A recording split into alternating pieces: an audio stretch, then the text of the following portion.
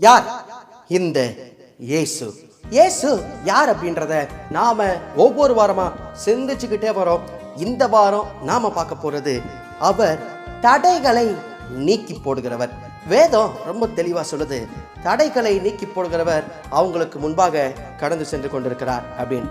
தடை எல்லா மனுஷங்களும் நம்ம எல்லாருமே வாழ்க்கையில சொல்லுவோம், சே இந்த விஷயம் செய்யறதுக்கு இது தடையாவே இருக்குதுப்பா, இதை செய்யலாம்னு நினைக்கிறேன், எதனா ஒன்று வந்துடுது தடையா. சர்ச்சுக்கு போகணும்னு நினைக்கும் போது தான் எதனா ஒன்று வந்துடுது, ஜெபம் பண்ணலாம் நினைக்கும் போது தான் தடையா ஒரு வேலை வந்துடுது அப்படின்னு சொல்லுவோம். தடைகள் எல்லா மனுஷருடைய வாழ்க்கையிலையும் இருந்துகிட்டே தான் இருக்கும். இந்த தடை என்ன செய்யுது? நம்மளை ஒரு இடத்தை விட்டு முன்னேறி செல்ல முடியாதபடி அங்கேயே நிறுத்தி வைக்குது.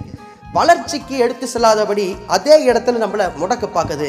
அதுதான் வேதம் சொல்லுது, தடைகளை அகற்றி போடுகிறவர் நமக்கு முன்னாக போய்கொண்டிருக்கிறார்னு. வேதாகமத்தில் அநேக எடுத்துக்காட்டுகளை பார்க்கலாம். தடை மனுஷங்க மூலமா தடை வரலாம், சத்ருவின் மூலமா தடை வரலாம், ஏன் ஆண்டவரே சில காரியங்களை தடை பண்ணியிருக்கிறாருன்னு வேதாகமத்தில் பார்க்குறோம். இதுக்கு நல்ல எக்ஸாம்பிள் சொல்லணும்னா, இஸ்ரவேல் மக்கள் எகிப்திலிருந்து பாலும் தேனும் ஓடுகிற கானானுக்கு போகிறதுக்கு பார்வோன் அந்த இடத்துல தடையாக இருந்ததை பார்க்குறோம். அந்த பார்வோனை ஆண்டவர் வாதைகளினால அந்த தேசத்தை வாட்டி வதைத்து அதுக்கப்புறம் தான் இஸ்ரவேல் மக்களை எகிப்துக்கு இருந்து எடுத்து பாலும் தேனும் ஓடுற தேசத்துக்கு கொண்டு போய் சேர்த்தார். அந்த பார்வோன் அவங்களுக்கு தடையாக இருந்தார்.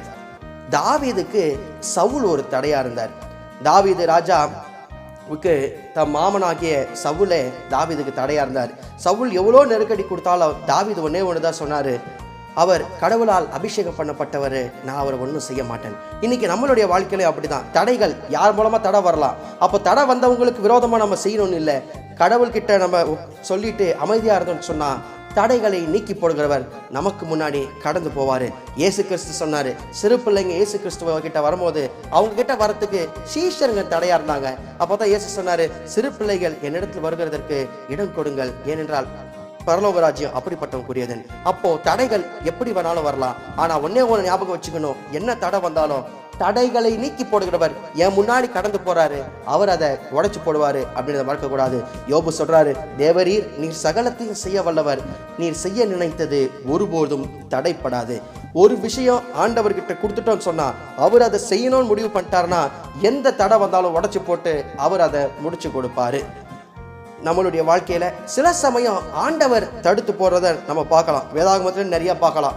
ஆண்டவர் தடுத்து போட்டார், அப்போ ஒன்னே ஞாபகம் வச்சுக்கணும், அவர் தடுக்கிறார்னு சொன்னா அது நன்மைக்கு ஏதுவாக தான் இருக்கும்.